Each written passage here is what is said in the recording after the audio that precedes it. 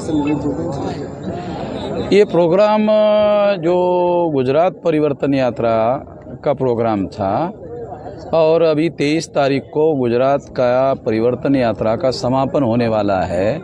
तो अभी 5-6 दिन के बाद में, आज 17 है, 6 दिन के बाद कलोल में इसका सारे स्टेट लेवल का बड़ा कार्यक्रम उधर होने वाला है। तो ये परिवर्तन के दृष्टि से ये परिवर्तन यात्रा निकाली कि गुजरात में परिवर्तन होना चाहिए, क्योंकि लोग जो है इस बात से परेशान हैं कि ये जाता है तो बी आता है, बी जाता है तो ये आता है, और परिस्थितियों में कोई खास बदलाव होता हुआ दिखाई नहीं देता। तो इसलिए ये परिवर्तन यात्रा निकाली गई है। आपका कोई सवाल हो तो आप पूछिए, तो फिर मैं जवाब देता हूँ। आगामी विधानसभा में क्या सभी सीटों पे आपका कैंडिडेट उतारेंगे आप? ये तो परिस्थितियों पर निर्भर होता है। हमारी कोशिश ये है कि देश के चुनाव में 2024 में जो महागठबंधन बनने जा रहा है उसी तरह का महागठबंधन गुजरात में भी बनाया जाए। अगर गुजरात में महागठबंधन बनता है तो ही बीजेपी को परास्त करना संभव है। अकेले कांग्रेस और बीजेपी का अगर मान लो चुनाव हुआ तो बीजेपी के चुनाव जीतने के चांसेस इसलिए ज़्यादा है कि केजरीवाल की वजह से वोट विभाजन होगा और फायदा बीजेपी को होगा।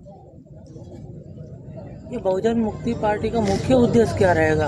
और मुख्य जिन लोगों को इस देश के डेमोक्रेसी में रिप्रेजेंटेशन नहीं मिला, 131 शेड्यूल कास्ट शेड्यूल ट्राइब के लोगों को मेंबर पार्लियामेंट जो है चुनकर जाते हैं, उनको पार्लियामेंट में बोलने भी नहीं देते।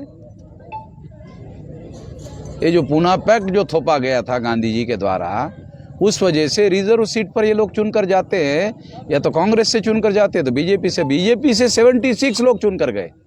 303 में 76 तो SC/ST के है।